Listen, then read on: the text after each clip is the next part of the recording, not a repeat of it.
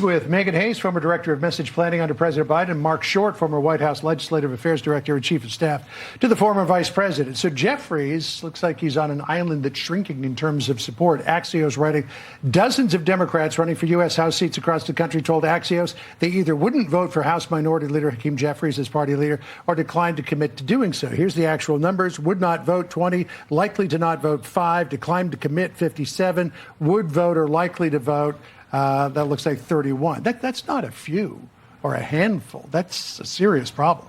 I mean, it's a serious problem after the midterms in 26. I don't think this is something that Jeffries or the caucus should be worried about right now. They should be worried about getting these health care subsidies passed and getting the government back open. This is not something that Jeffries should be wasting his time dealing with. To that end, we were talking about this in the break. John Thune has said to the Democrats, they'll give you a vote on the health care tax credits if you open the government. And I thought, oh, Democrats will never buy that, but you think that they should?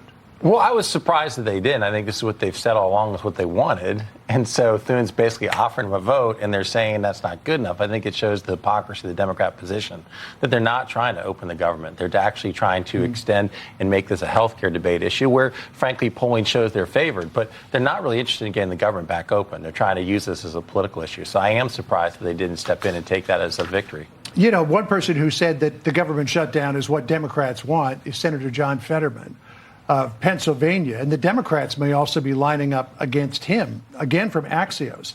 Top Democrats in Pennsylvania are maneuvering to run against Senator John Fetterman in a 2028 primary contest, threatening to tear the party apart in the biggest battleground state in the nation.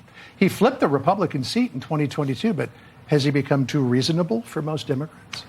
I don't think it's reasonable. I think Democrats should be careful what they wish for. I think that there's a couple things going on here. Fetterman, I think people are very concerned about his health, and I think that it's smart to have a bench. It's smart to get these people ready to go if he chooses not to run for re-election in 28, which is a long time away from now.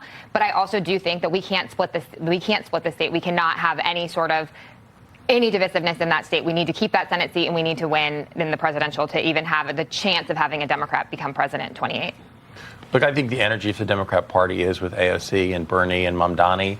And I think that's one of President Trump's gifts is he creates a foil on the other side that attracts the most radical elements of their party.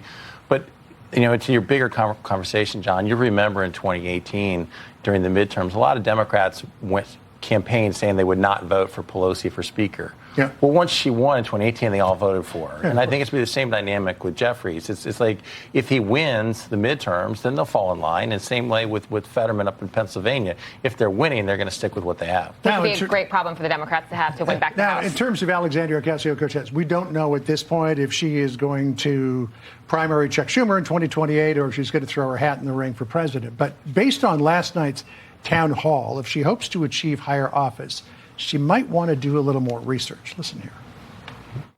Rivers in rural areas were on fire because of corporations poisoning the people who lived in those areas. Poor middle-class communities getting poisoned and dumped on by corporations like Deloitte. I mean, I may have missed it, but I've never known an accounting and tax firm to pollute a river. She also talked about the need for air that's drinkable. I mean, Trump also says a lot of crazy things. And he still won for president. I mean, I don't know what she was talking about. I didn't watch the debate the town hall last night. But I do think AOC does attract a large portion of the base. I don't necessarily agree that is the entire Democratic Party. I think that people in the middle of the country are very moderate, and those are the places that we need to win in these frontline districts. Ready for prime time?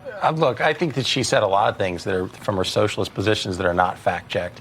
But I do think the energy of the Democrat Party is with her. And I think that that's going to be a challenge in the Democrat Party moving forward because it's not just her. It's also Bernie. It's also, as we see in New York, it's Mamdani, who right now is still favored. And you got basically an active socialist to be leading the biggest city in America. Yeah, I thought Martha had a great line when she said socialism is great until you run out of other people's money. Okay. That's right.